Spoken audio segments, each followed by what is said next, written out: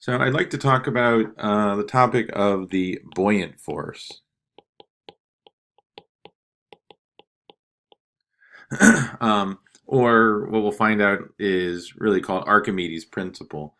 So the idea is that if I have an object and I drop it in a fluid, that object is either going to sink to the bottom, it's going to float up to the top, or it could just be suspended inside the fluid and not move up or down. But if an object is moving, if it's either floating up on top of a surface or if it's sinking to the bottom, then that motion implies that there is a force. And Newton's laws then jump into action. So the idea is that if I have a container full of some fluid, and then I have an object here, then this object has some kind of mass or density. And this object is going to have pressures on it. And those pressures, we said, is just a force acting over an area.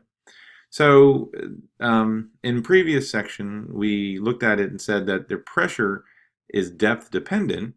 So the deeper you go into the fluid, then the more mass the fluid is on top, pushing down, but the mass of the fluid below it is also pushing up. It's reacting to it. And so there are going to be forces. There'll be a force pushing down on the object because we're now at some depth. I'll call it D1. And there's also a force pushing up, reacting. And that's because we're now at a pressure due to some depth D2. And so what we have are the pressure pushing down on the object is the force pushing down times the area, and the pressure pushing up is the force pushing up divided by. So the force divided by the area, and the force up divided by the area. So the definition of this buoyant force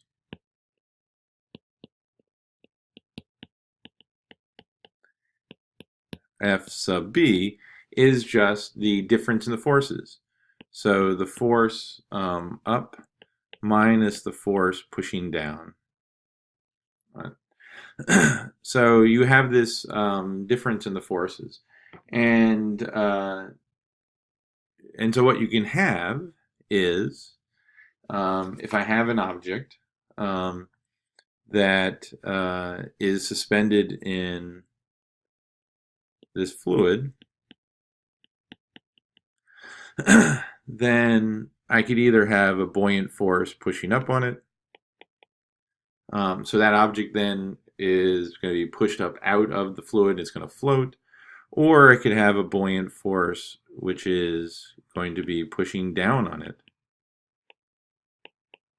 So basically there's more pressure on top than there is on the bottom, and the object is going to sink. And that's where Archimedes' principle comes into play.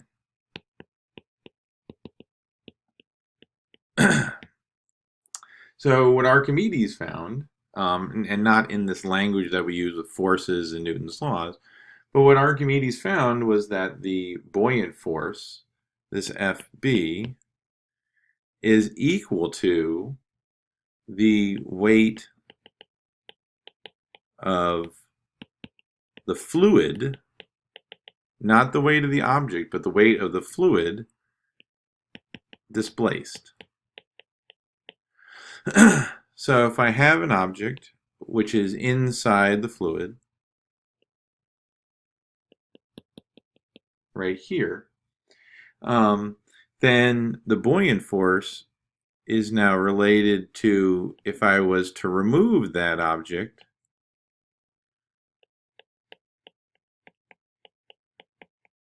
and replace it with a volume of the fluid. So basically this buoyant force is the fluid wanting to rush back into the space that's being occupied by the object. And so when the object is now inside the fluid, it's pushing away the weight of the fluid that really wants to be inside that space. So therefore, the buoyant force is equal to the weight of the fluid, which is the mass of the fluid times the acceleration due to gravity, which we can write as the density of the fluid times the volume of the fluid times g.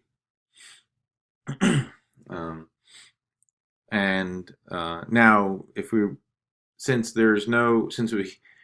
we have to conserve space, if an object goes into the fluid, it's only going to remove the amount of fluid in that space equal to its own volume. And so the volume of the fluid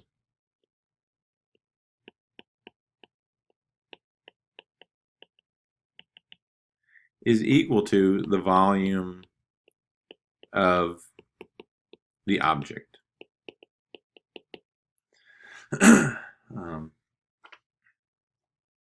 So we can replace this buoyant force with basically the density of the fluid times the volume, either the volume calculated of the fluid displaced or the volume of the object, and that's going to give you the buoyant force. Now we can have a much more quantitative definition of things like floating and sinking. So floating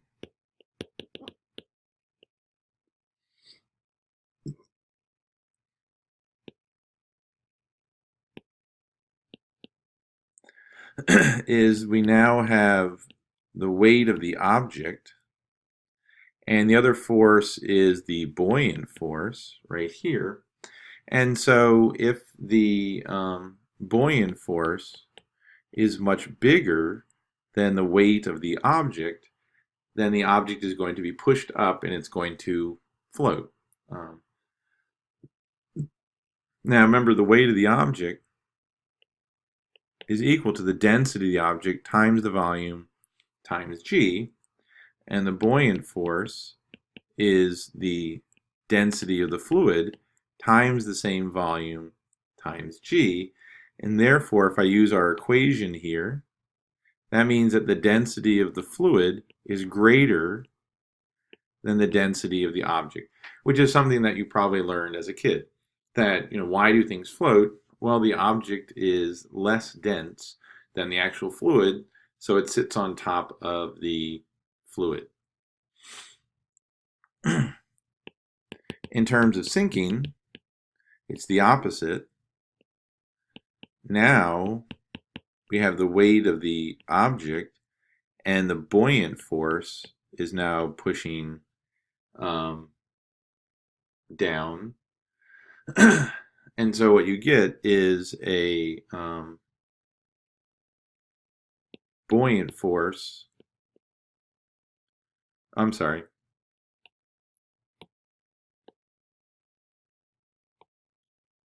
You still have a buoyant force pushing up, but now it is the buoyant force is less than the weight of the object.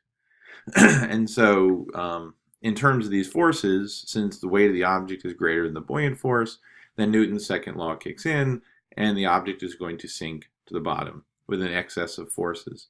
And again, if we saw that the volume and the acceleration to gravity drop out, and so now the density of the fluid is less than the density of the object. So denser objects will sink in a fluid if that the object is denser than it.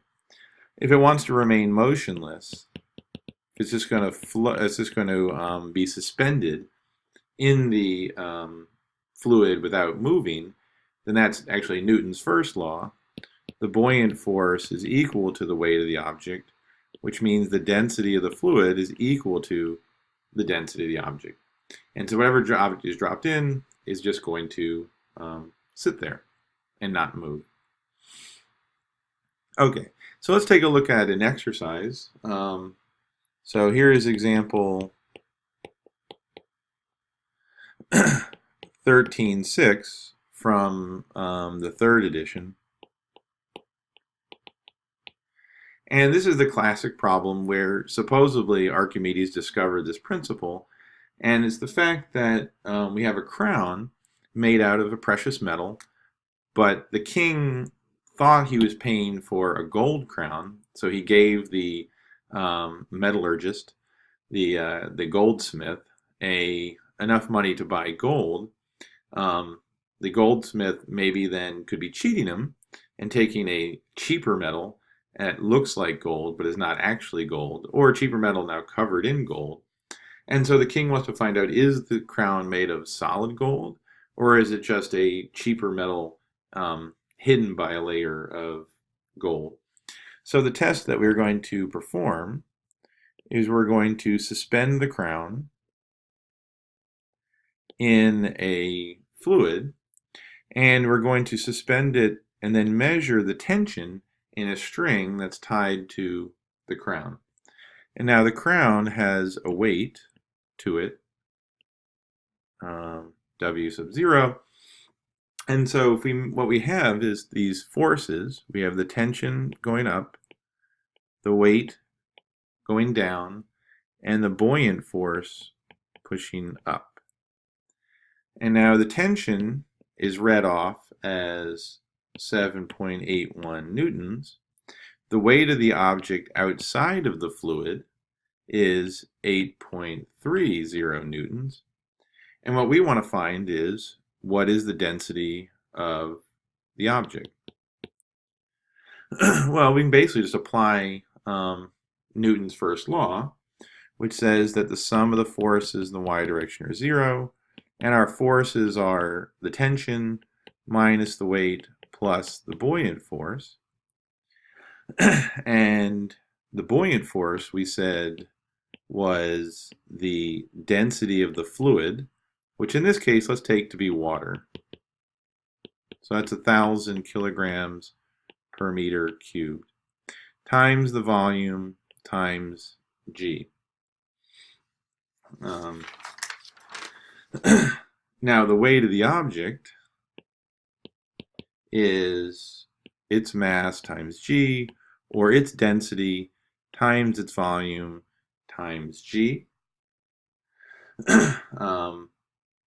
Okay, so really what we could do is we could solve for the volume as the weight, which we measured already, divided by the density of the object and G. So now what we need to do is just put this into our equations. So we've got the tension minus the weight plus the buoyant force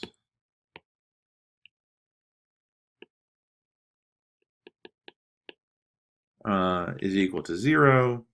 So the tension minus the weight plus the density of the fluid times the volume, which is the weight, divided by the density of the object, divided times G, is equal to 0. So the G's cancel, and what we're left with is T minus W0 plus the ratio of the densities times the weight, which is 0. So now we can rearrange this equation and get that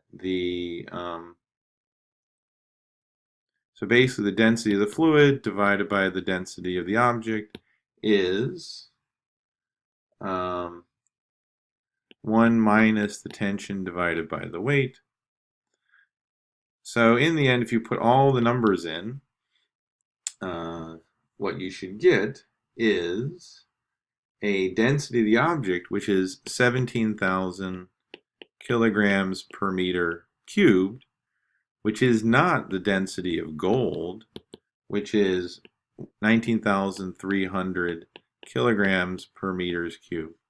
So in the end, it turns out this crown is not made of gold. It's made out of a lighter metal. So the king really now can try and get his money back or arrest the goldsmith. But this is a method that we can use to try and solve for the volume of objects if we know their densities.